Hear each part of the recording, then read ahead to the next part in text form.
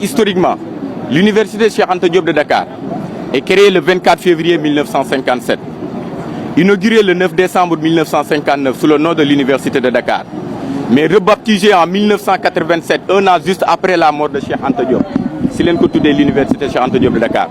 Cette université bi nga xamantani a donné au Sénégal des chercheurs, des hommes d'État, des ministres, des députés, des directeurs d'entreprise, des historiens, des philosophes, des géographes, des chercheurs, des scientifiques, entre autres. Aujourd'hui, cher peuple du Sénégal, cette université est en train de traverser une situation grave, très grave même. Vous tous, vous observez la situation, mais la majeure partie d'entre vous ignore l'origine de cette situation. Cette situation est liée par la question des bourses. La bourse, qui est, moi je le considère comme une âme de l'étudiant engagé pour la quête perpétuelle du savoir. Parce que nous ne pouvons pas acquérir la connaissance sans la documentation. Te bourse bobu mo ñi tax ñu jënd ay ouvrage. Cher peuple du Sénégal, maa ngi leen di xamal ne façon métier bu nekk démb dund nañ ko fii ci université Cheikh Anta Diop de Dakar. Lu ñu dundul fii amul. Monsieur le Président de la République, vous êtes un pur produit de l'université Cheikh Anta Diop de Dakar. Vous connaissez mieux quiconque les réalités universitaires, les sacrifices, les espoirs. Derrière chaque étudiant, une famille espère, Monsieur le Président. Monsieur le Président, son Excellence Bassirou Diomaye Diakhar Faye, vous êtes le père de la nation sénégalaise. Vous portez l'idée de bâtir une nation. On ne peut pas bâtir une nation forte en négligeant ses étudiants. C'est impossible. Monsieur le Président, la bourse n'est pas un faveur. La bourse n'est pas une faveur. La bourse est un droit républicain. Un droit qui garantit que l'étudiant sénégalais qui naît dans une famille pauvre, il peut s'asseoir dans le même amphithéâtre que l'étudiant d'une famille riche ou fils d'un élu. Si vous négligez ces bourses, savez-vous très bien, vous entraînez de trahir le principe même sur lequel repose la République. Monsieur le Président, moi je vous lance un appel en tant qu'étudiant, en tant que Sodome, vous ou bien un autre chef qui vient, un chef d'État qui néglige ses étudiants, il crée sa propre tombe intellectuelle. Monsieur le Président, l'étudiant sénégalais n'est pas un poubelle. Même le parrain de Lucas Cheikh Anta Diop l'a montré. Parce qu'en 1945, lorsqu'il avait obtenu son baccalauréat au lycée Walwalen Ovo, qui est actuellement devenu lycée Lamine Gueye, il avait bénéficié d'une bourse. Et l'olu moko permettre mu dem jangi France dans les universités françaises, notamment en Sorbonne, à Paris, capitale française. Mais regardez le parrain de Lucas Cheikh Anta Diop, bi nga xamanteni dafa amone soutien. Aujourd'hui, il est considéré comme le père de l'égyptologie africaine. Il est considéré comme l'homme qui a révolutionné la mentalité africaine. Ça, c'est une preuve. Ça montre que l'étudiant sénégalais, il mérite respect, dignité et justice. Et nous, les étudiants du Sénégal, que ce soit les Jucadiens, que ce soit les universités de Gaston Berger de Saint-Louis, que ce soit les universités de Iba Der Thiam, nous tous, nous avons faim de dignité, nous avons faim de respect, nous avons faim de justice, Monsieur le Président. Monsieur le Président, vous devez faire très attention. Parce que l'histoire observe, les générations futures jugeront. Un jour, ils demanderont, est-ce que sous votre mandataire, le Sénégal a su écouter ses étudiants ou il les avait abandonnés? Vous commencez de nous abandonner parce que l'Union de maintenant, Monsieur le Premier ministre Ousmane Sonko, c'est-à-dire, l'homme a posé problème. Parce que quand vous étiez à l'opposition, et vous étudiants ont mes problèmes, vous devez défendre les étudiants. Il y a un discours le 21e siècle où nous sommes. Les policiers du Dougou fini, les étudiants et les criminels. Regardez tay mom ñëw na au gouvernement ñëw na au pouvoir. Les policiers du Dougou ci biir université bi di dóor ay étudiants. Di ray fi nit. Dembu amna ko fi dé ben amna étudiant bu fi dé té dañ ko fekk ci sambram ray ko. Monsieur man je ne sais man xawma lan mo xew. Monsieur le premier ministre Ousmane Sonko. L'écrivain français Albert Camus disait une phrase importante, que le monde est malade car nos dirigeants ne disposent pas de langage clair. Aujourd'hui, Monsieur le Premier ministre, vous êtes une cause qui nous permet de découvrir pourquoi Albert Camus avait raison de dire ça.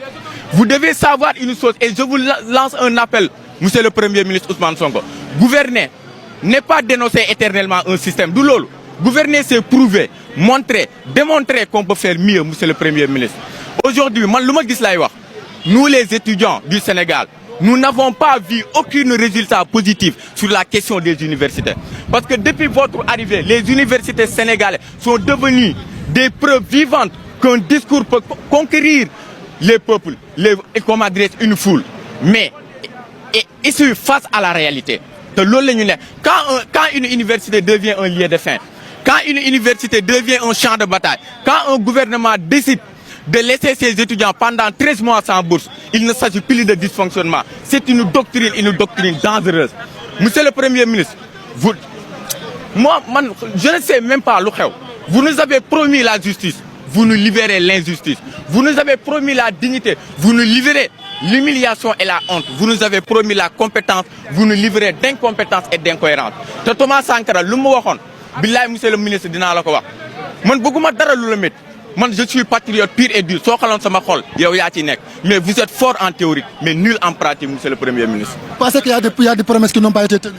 bëri na parce que moom ba mu nekkee opposition lan la waxoon ah tey exemple fekkoon ne Macky Sall moo nekk au pouvoir man sa Macky du ma wax parce que Macky constitution bi loi yi ñoo ne Macky Sall mënu doonaat président parce que nul ne peut faire plus de 2 mandats fekkoon ne keneen moo nekk laalo président moom mu nekk opposition barki Serigne Saliou konoon wax na télé konoon média yi yëpp discours Ousmane Sonko ngeen di dégg mais xoolal tey journée des mooy des martyrs lan la wax ci étudiants yi ah man dama yaaga gis nga xam-xam ku koy sàgganee aucun révolutionnaire laa wax muy Kwame Nkrumah muy le parrain de l'UCAD Cheikh Anta Diop muy Patrice Lumumba amul benn révolutionnaire boo xamante ni sàgganee nga xam-xam ku ko sàgganee génnal nga wax ñu la connaissance est le guide xam-xam mooy njiit depuis l'antiquité gréco-romaine depuis l'Égypte pharaonique jusqu'au 21e siècle où nous sommes amul benn pays boo xamante ni développé nga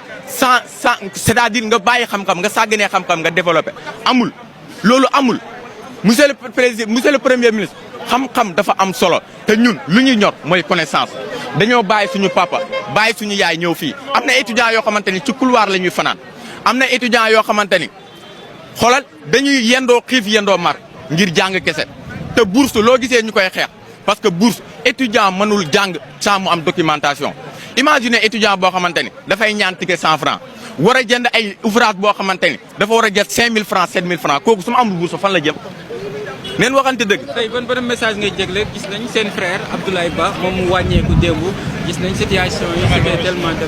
vraiment métti na lool parce que dafa doon sama camarade la parce que étudiant la comme man étudiant la moom étudiant la tey loolu mënoon na dal sama keneen mënoon na dal keneen mais moom yàlla def mu dal ko métti nañu lool ñu ngi koy ñaanee nag yàlla na ko yàlla xare àjjana waaye doon na gis nga étudiant bu dee loolu musiba la ci réew étudiant bu dee musiba la ci réew ndax étudiant moom mooy doon président ëllëg étudiant mooy doon ministre ëllëg étudiant mooy doon député Bassirou comment dire le président mag kii nii Bassirou Diomaye Diakhar Faye fan la jàngee fac droit la jàngee aujourd'hui il est le président de la république tey kooku noonu gaañu suba mënoon na gis nga ñun étudiants yi muy man muy keneen ñun ñëpp dañoo am volonté pour liggéeyal Sénégal loolu moo nekk suñu ambition dara lu bon taxu ñoo jóg Sonko wax na ko nous ne sommes pas des criminels ah te ba léegi doonuñ ay criminels te indi na fi ministre de l'intérieur xaw ma nan Cissé maître Bamba Cissé